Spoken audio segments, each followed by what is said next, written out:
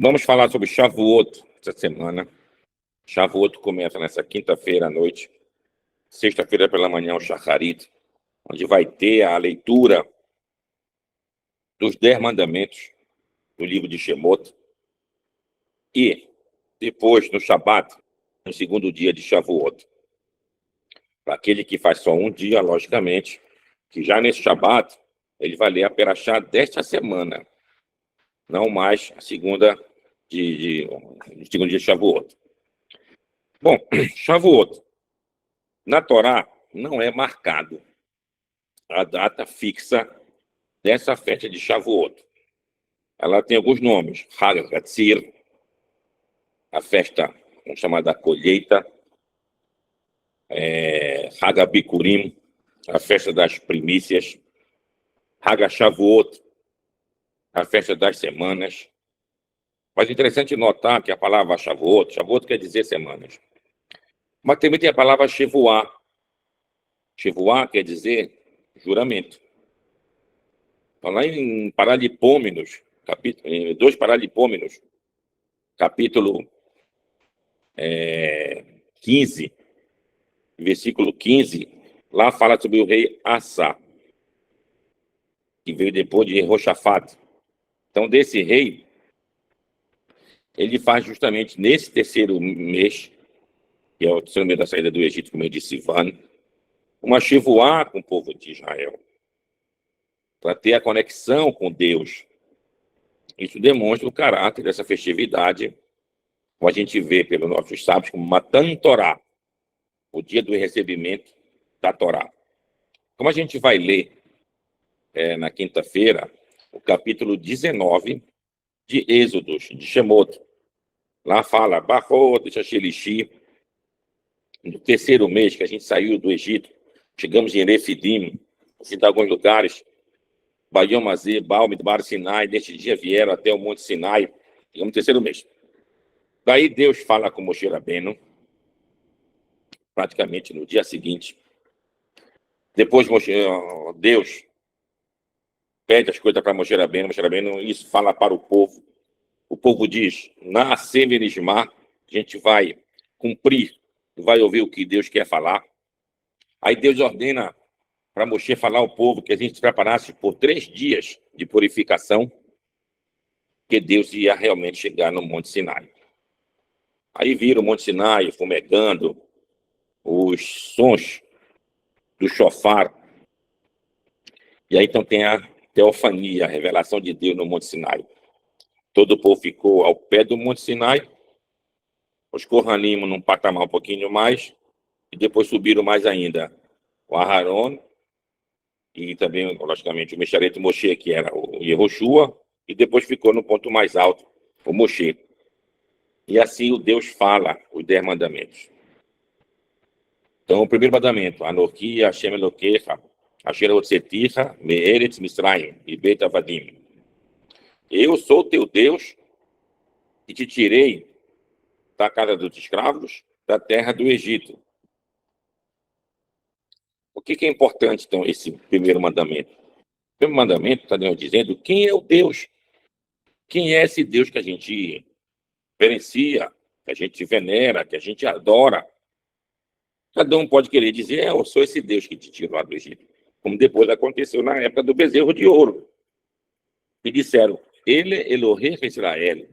Esse é o teu Deus, Israel, que te tirou da terra. Asher Heilucha, Meres Israel, que te tirou, que subiu da terra do Egito.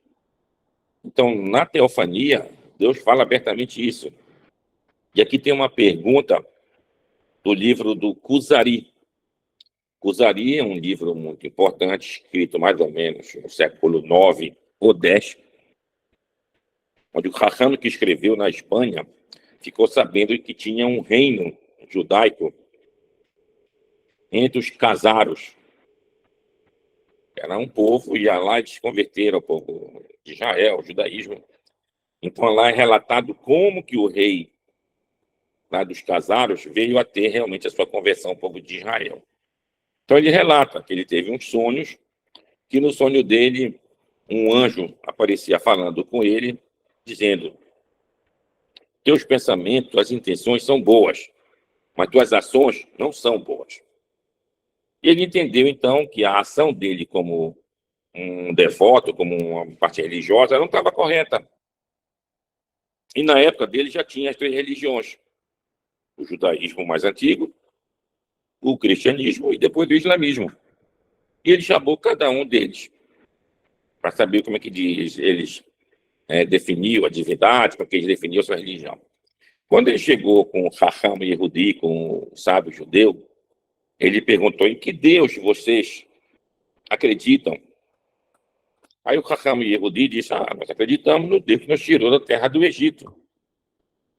E o rei então retrucou: não seria melhor você me dizer que vocês acreditam no Deus que criou o mundo, em vez desse Deus particular de vocês que os tirou da terra do Egito?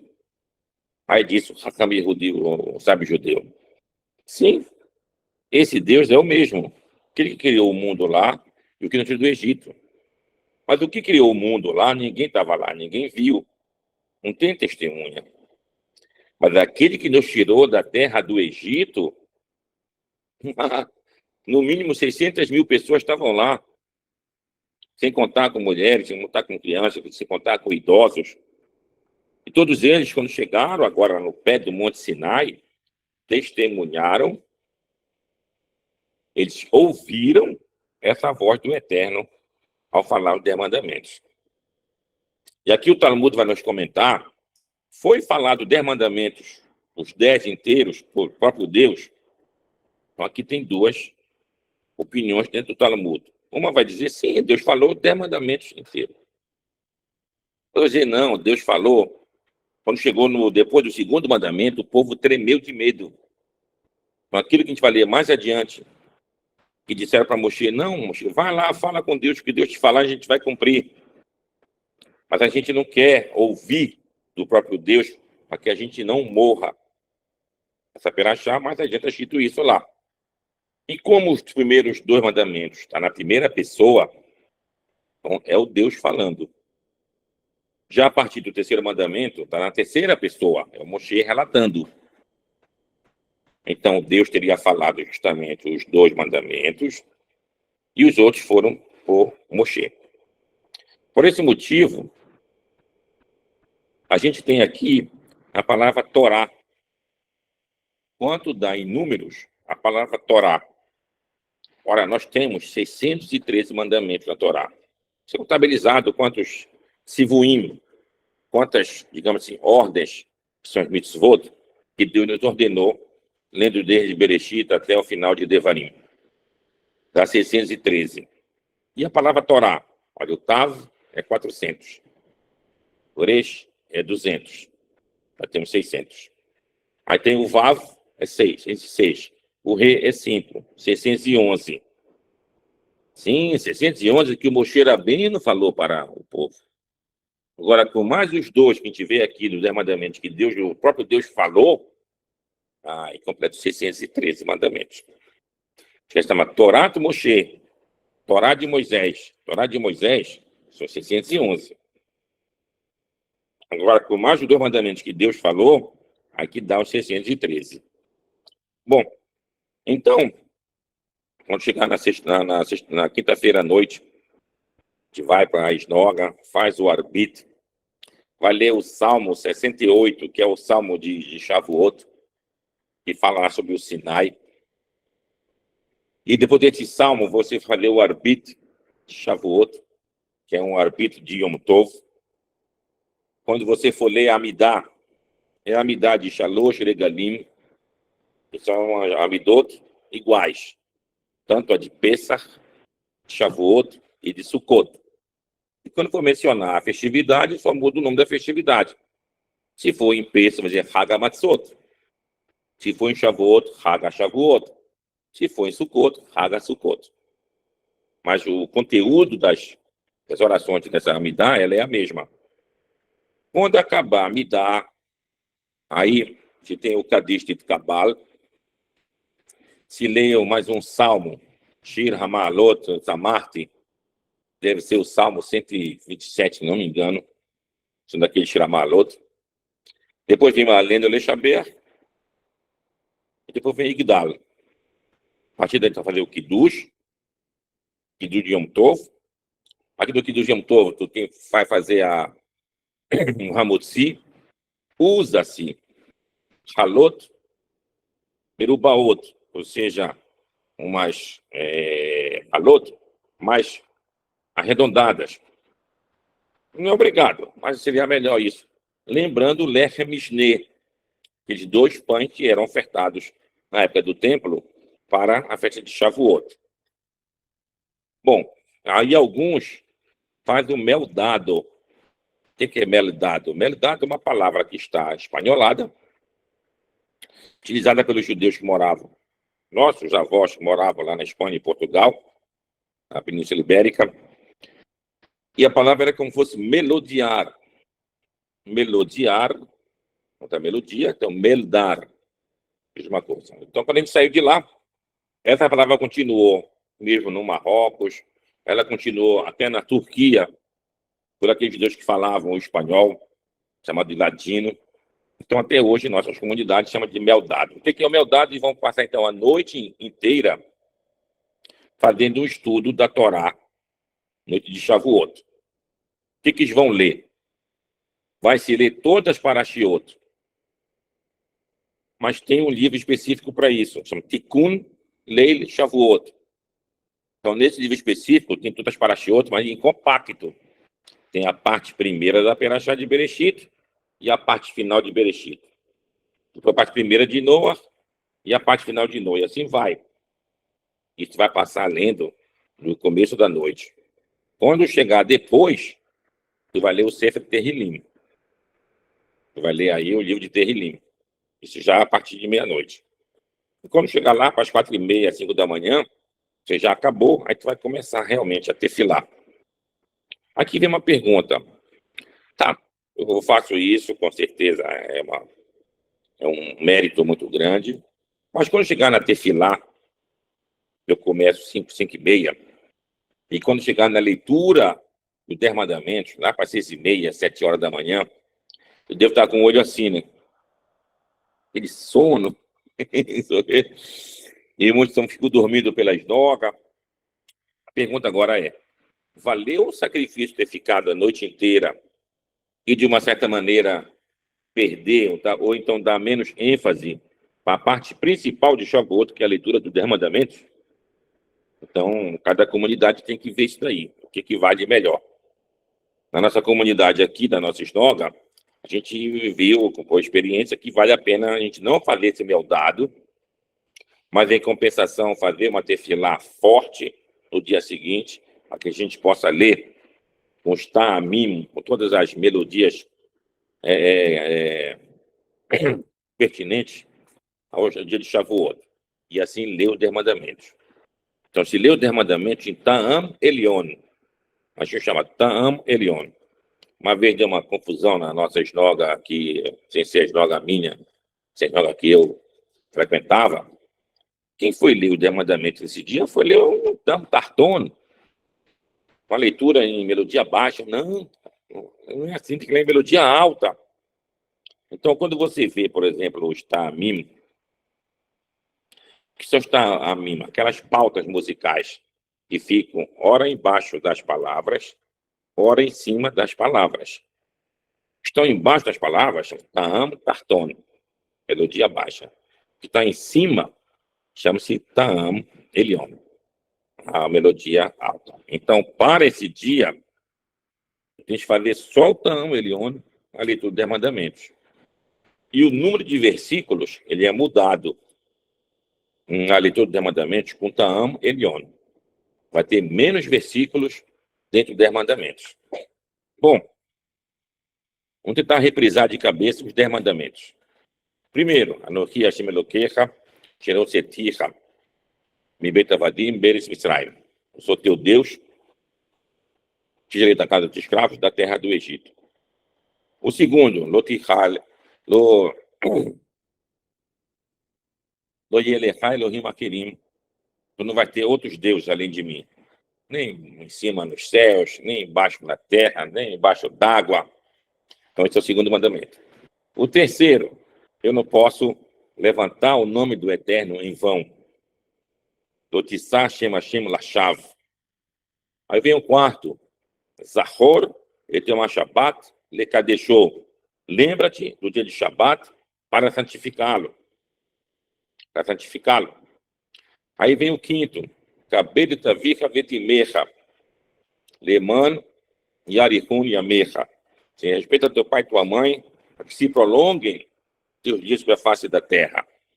Aí vem, a partir daí, o sexto, não matarás, não adulterarás, não roubarás, não farás falso testemunho e não cobiçarás.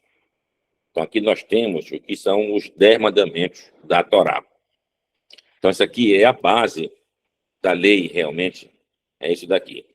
E aqui vem uma pergunta. Então, eu devo fazer a leitura dos 10 mandamentos sentado ou em pé? Aqui é a vez da confusão em certas sinagogas, essa situação aí. Então, como é que é feito isso? Isso é feito da seguinte maneira. As nossas esnogas, nós que somos judeus, hispano-portugueses, a gente foi para o Marrocos, a gente segue a opinião do Ramban, Rabi Moshe Ben Nachman, que diz que a gente deve ficar em pé. Também era de Espanha e Portugal, como a gente sabe, o Rabi Moshe Ben Maimon, que depois teve que sair, acabou sendo depois o médico lá do sultão, a terra lá do Egito. Esses dias de Shavuot, aí tem a leitura dos 10 mandamentos. Muitos dizem para a gente, a Urambam, Rabi Moshe Ben Maimon, diz não tem diferença entre a Torá toda. Desde Bereshit até o final de Devarim, na palavra Israel, a Torá é de Deus. Então você não pode se levantar nessa aqui e desconsiderar a outra. Se tu fica levantado, levanta toda a Torá. Se você fica sentado em toda a Torá. Então, essa é a opinião do Rambam. Então, muitos judeus que seguem a opinião do Rambam, o Shimon Maimon, como nossos irmãos lá do Iêmen, seguem a opinião, não te levanta na leitura dos mandamentos. Mas por que então que nós levantamos? Qual é o argumento do Rabi Moshe Ben Nachman? Diz, não, realmente tem razão, não há diferença.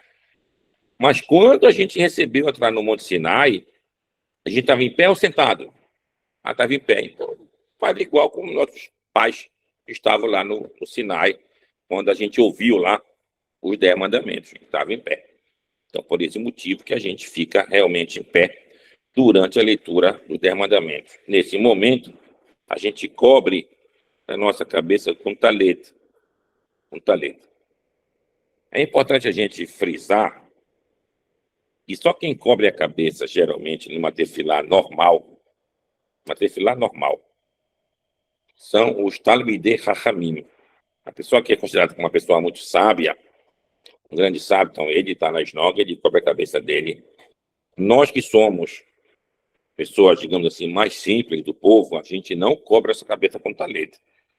Chega na esnoga, tu vai dizer a bênção do talete, diz a bênção, bota o talete na tua cabeça, passa um instante, como se fosse dar 4 passos, como fosse com poucos segundos, e depois tu bota o talete no ombro, e assim tu faz a tefilá.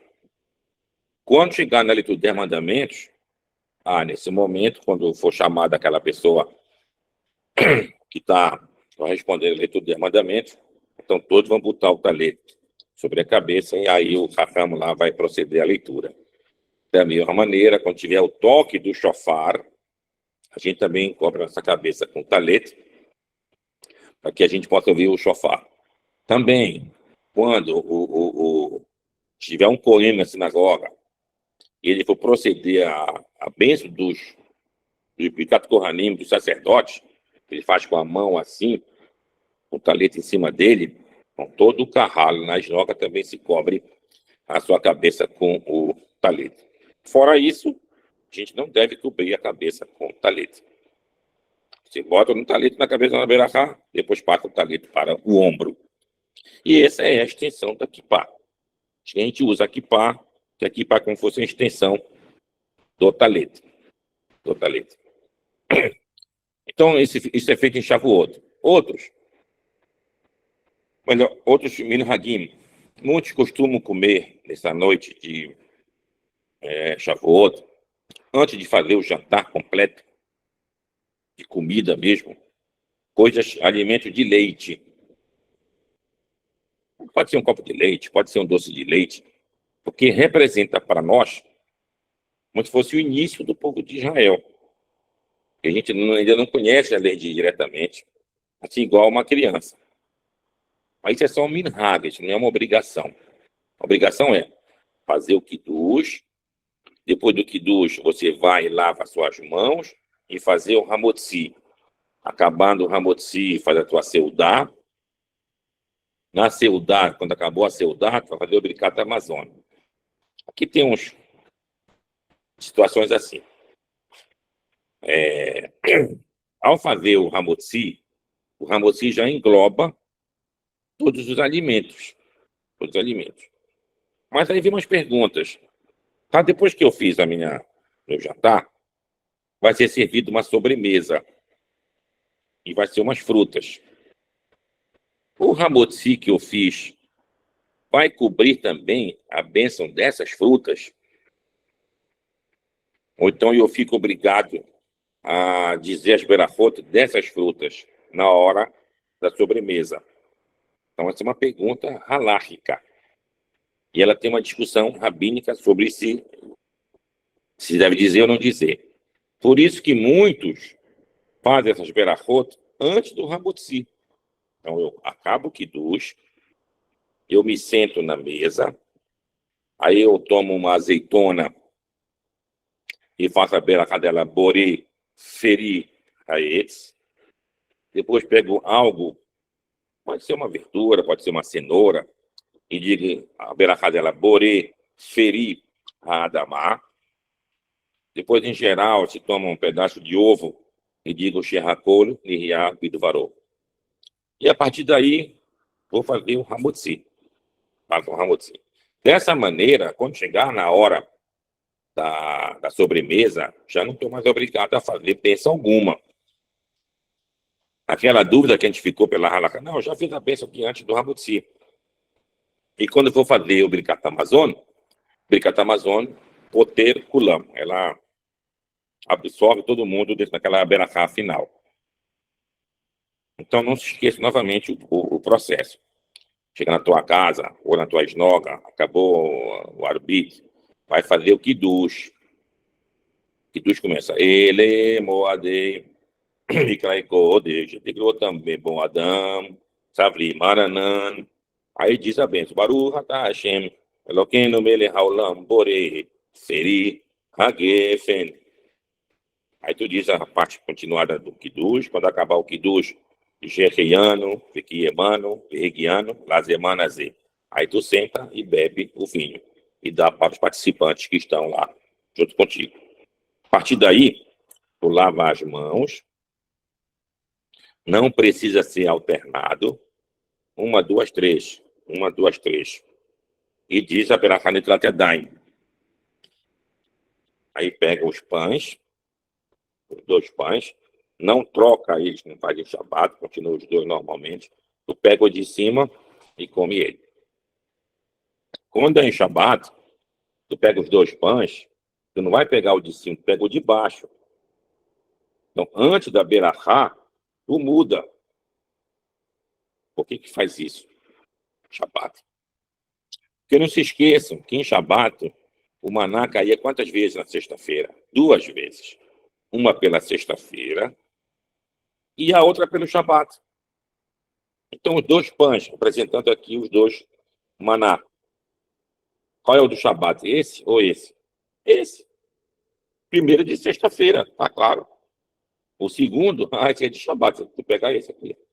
E Yom Tov não tinha isso. Então, quando chega no Yom Tov, tu pega a maná, ou seja, o pão de cima, esse daqui, tu come dele. No de Shabbat, tu pega o de baixo. Bom, aí faz a seudá, acabou, tem o Birkat Hamazon. O Birkat Hamazon é um pouquinho longo, mas dentro desse Birkat Hamazon tem a parte específica que vai falar sobre a festa de Hag HaShavuot. Bom, aí como eu estou falando, a gente vai e dorme, quando chegar de manhã, vê a hora que vocês marcam para fazer a tefilá. Na nossa sinagoga, a gente marca 10h30 da manhã. A gente acaba geralmente entre 12h30 e às vezes 1 da tarde. Daí a gente vai fazer o kiddush. Vamos fazer então o hamotzi e vem a refeição, a seudá, depois da tefilá. Acabando a seudá, a gente vai de novo aqui fazer o Birkat Hamazon. Quando acaba o Birkat Hamazon, fazer a minchá logo. Fazer logo a minchá. Então essa minchá ela é feita logo depois do Birkat Hamazon, para quando chegar à noite, tu fazer o arbítrio. Como esse dia vai coincidir com o Shabat, tu vai sair do Yom Tov direto para o Shabat. Então aqui tem uma outra pequena dificuldade, que é a questão da comida para o Shabat. Como é feita a comida para o Shabat? Eu não posso cozinhar na própria sexta-feira para eu ingerir no Shabat. Então eu vou preparar a comida na quinta-feira, para eu comê-la no sexta-feira pela manhã, na hora do almoço. Devo deixar um pedaço, geralmente eu faço um ovo cozido, chama-se eruv tavshilim, ou seja, a comida está pronta, e quando chegar na própria sexta-feira eu vou só adicionar essa comida pronta, que aí eu vou ingerir no Shabat. Então, Yom Tov é um dia igual ao Shabat, tudo que é proibido em Shabat é proibido em Yom Tov, exceto 3 coisas. Quais são 3 coisas? Cozinhar é permitido em Yom Tov. Para cozinhar, eu sou permitido transferir fogo de um fogo já aceso. E eu posso transportar, eu posso carregar uma coisa aqui para outro lugar. Então, essa é a diferença básica de Yom Tov para justamente Shabat. Para terminar meu comentário, como eu estava falando no começo, nós temos a contagem do Homer, que vai terminar, logicamente, na quarta-feira, à noite. E já no dia seguinte é o 50º dia dessa contagem do Homer. Bom, quando a gente lê lá em Levíticos, na Parashá de Vaikra, lá fala que deve contar 50 dias a partir do Shabat. A partir do Shabat. A pergunta é como assim? Não está sendo falado que é Pessah. Por que o termo utilizou lá Shabat? O que quer dizer Shabat nesse texto lá? Então, existia uma discussão durante a época do Segundo Templo, se esse Shabat era o Shabat Bereshit, ou seja, o Shabat da semana que a gente tem, de semana a semana, ou então o Shabat quer dizer um dia de Yom Tov. Um dia de Yom Tov. E a gente vai perceber que nessa discussão não tinha os saduceus, sadoquim e os beitoseus, de beitos, eles alegavam, não, vai contar a contagem do homem a partir do Shabat, depois de Pessah. Mas Pessah, começou o Pessah, como foi esse ano? Quando foi Pessah esse ano? Eu acho que foi numa quarta-feira à noite, quinta-feira, primeiro dia. Então, segundo essa outra opinião, eles querem contar o primeiro dia do Homer no domingo, que é o primeiro dia depois de Shabat. De modo que o Shavuot ele vai cair sempre num domingo. Mas aí, quem segue essa opinião não consegue explicar o livro de Josué, capítulo 5. Livro de Josué, capítulo 5. O que diz ali? Ali está falando que a gente atravessou lá o Rio Jordão, quando chegou lá em Gilgal, foi quando a gente foi comer pela primeira vez Tevuat Haaretz, do produto da terra, Mimahorat HaPesach, no dia seguinte a Pessah, não a Shabat. E depois desse dia, parou, melhor dizendo, de cair o maná para nós. Então ele está confirmando lá o que é dito no livro de Levíticos, que essa contagem do Homer é a partir de Pessah. E o Shabat que é mencionado lá no livro de Vaikra é o Shabat como dia de descanso, não o Shabat Bereshit. Tanto é prova que outras festividades, a Torá fala lá, Shabaton, Shabaton, no caso, seria sábado dos sábados, que é considerado Yom Kippur. Então a pergunta é, esse dia é chamado Shabat? Sim, tu tem o Shabat semanal e durante um ano tu tem 7 sábados especiais. Quais são os 7 sábados especiais? 2 sábados de Pêssar, o primeiro dia e o 7º dia, que é o último dia. Tu tens um Shabat de Shavuot, tem 3. Tem um Shabat de Rosh Hashanah, 4. Um Shabat de Yom Kippur, que é Shabat Shabaton, 5. E 2 Shabat Sukkot, o primeiro dia e o 8º dia. São 7 Shabatot especiais durante o ano. Então, de fato, a gente tem que cumprir o Shavuot 50 dias depois de Pêssar. Vem Pêssar, aí tu passa o primeiro dia. Quando chegar no segundo dia, tu vem o movimento do Homer. Qual era a importância do Homer? Ora, o sacrifício do Homer era para permitir o uso da colheita daquele ano. Olha bem, da colheita daquele ano. Isso quer dizer o seguinte, então, que o matzot que a gente come durante o primeiro noite de Pêssar deve ser a colheita do ano passado. Tu faz a colheita do trigo do ano passado, aí tu preserva esse trigo, daí chama-se matzah shemurah, que é aquele trigo preservado, para ser ingerido na primeira noite de Pêssar.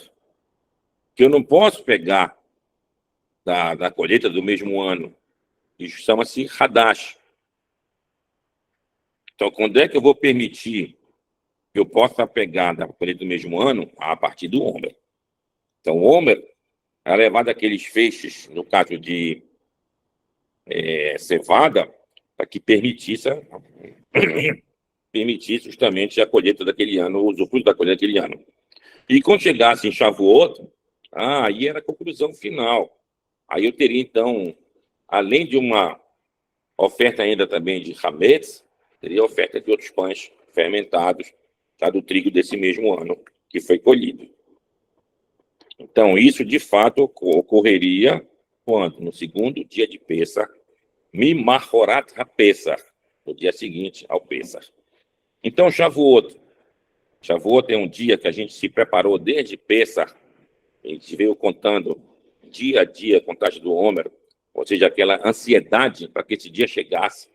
Para quê? Porque eu tenho um encontro com o Eterno. Então, quando chegar nesse dia, além de você ir para a esnoga, fazer as tuas orações, tuas deprecações perante o Eterno, faça uma meditação sobre o nome do Eterno. Qual o nome do Eterno? Bom, o mais básico, Yod, Re, um Vav e outro Re. Esse é o nome mais básico. Mas tem o nome oculto também do Eterno. Qual é o nome oculto do Eterno? E quando Moshe Rabbeinu pergunta qual é o nome do Deus que eu vou dizer lá para o povo que está me mandando fazer a redenção aqui, Deus responde 2 respostas para Moshe Rabbeinu. Ele diz, Erie, Asher Erie, serei o que serei. Em seguida, Deus diz o nome do Eterno usando o tetagrama, Yod, Re, mais um Vav, Re. Então, onde está o nome oculto? Tu vai juntar esses 2 nomes do Eterno. Erie, Aleph, Re, Yod, Re, e uma de Yod, Re, Vav, Re. Quando você junta, vai ter letras desse nome que vão ficar repetidas. Então, é repetido, tu bota só uma vez. De modo que o nome oculto do Eterno que você deve meditar é Yod, Re, Vav, Aleph. Ou então, inversamente, Aleph, Re, Yod, Vav. O que é esse nome numa linguagem mais passando para o alfabeto que foi influenciado pelo alfabeto hebraico? o nome alfabeto. O que é alfabeto? Alfa de Aleph, beto de Bet, vem do Aleph Bet. Então, o grego, ele tomou justamente emprestado o alfabeto hebraico. Então, Aleph, alfa, Bet, beta, Gimel, gama, Dalet, delta, Re, epsilon, e assim vai. Então, quando passou para lá, essas letras passaram como se fossem vogais. São Aleph, A, Re, E, Yod, I, e o Vav, O e U. Então, a base que dá realmente vida às consoantes são as vogais. E as vogais são realmente o nome do Eterno. Então, essa meditação que você deve fazer nesse dia de Shavuot, para que você possa realmente galgar essa caminhada pelo mundo espiritual, para você alcançar as bênçãos do Eterno. Então, esse é um dia da mais importância para nós. Para aquele que é realmente temente a Deus, esse dia de Shavuot é o dia realmente importante. Daí, lá em Paralipômenos, como eu falei, 2 Paralipômenos, capítulo 15, versículo 15, se fala de Shavuot como uma chevoá. Você está fazendo um pacto, um juramento perante o Eterno. Que juramento? Tu quer conhecer profundamente o Eterno. Então, essa é a mitzvah que a gente tem realmente de Shavuot. Espero que todos nós possamos cumprir isso devidamente, cada qual na sua própria esnoga, para fazer a leitura. Quem não tiver Sefer Torá, não tem problema. Pega o Humash é esse livro e tu vais ler lá os 10 mandamentos, capítulo 19 de Êxodos. E assim receber as bênçãos do Eterno. E digamos todos, amém.